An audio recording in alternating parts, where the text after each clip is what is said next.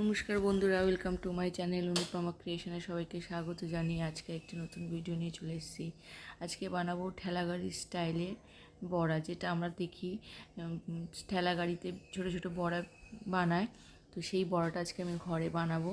তো অনেক দিন ধরে মেয়ে বায়না করছে, তো দেখতে থাকুন। আমি ছোলার ডাল আর মটর ডালটাকে সারা রাত ভিজিয়ে রেখেছিলাম। ভিজিয়ে সেটার একটা স্মুথ পেস্ট বানিয়ে নিয়েছি।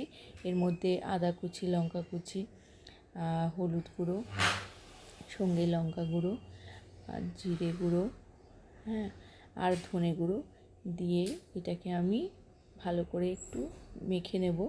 মেখে নিয়ে এটাকে এক সাইডে রেখে দেবো।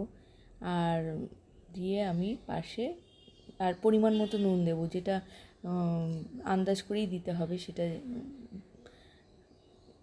জিনিসটার ওপর ডিপেন্ড করবে, কতটা জিনিস তার উপরে।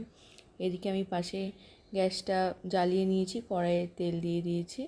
কড়াইয়ের তেলটা গরম হয়ে গেলেই আমি এর মধ্যে বড়াটা ছেড়ে দেবো। যেরকমভাবে দোকানে ঠেলা গাড়িতে যেভাবে বড়াটা বানানো হয় সেরকম ছোটো ছোটো করে।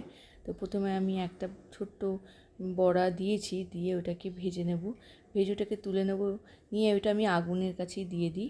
এটা আমি প্রতিটা রান্নাতেই করি। কিছু খাবার বানাবার আগে সেটার একটা ছোট্ট করে একটা কিছু আগে বানিয়ে সেটা গ্যাসের কাছে আগুনের সামনে দিই।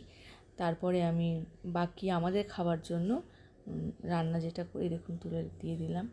এবার বাকি আমাদের খাওয়ার জন্য যেটা করি সেটা পরে বানাই। তো এইভাবে এক এক করে বড়াগুলো ভেজে নেব। এবং আমি বানাবার পরে খেয়ে দেখেছি ঠেলাগাড়ির মতোই খেতে হয়েছে। আপনারাও ঘরে বানিয়ে দেখতে পারেন। এবং ঘরের বানানোটা ভালো হয়, কারণ ঘরের তেলটা আমাদের ভালো হয়। তো দেখতে থাকুন, সঙ্গে থাকুন, লাইক করুন, শেয়ার করুন এবং কমেন্ট করুন। নমস্কার বন্ধুরা, এই বলে আজকের ব্লগটা আমি এখানেই শেষ করলাম।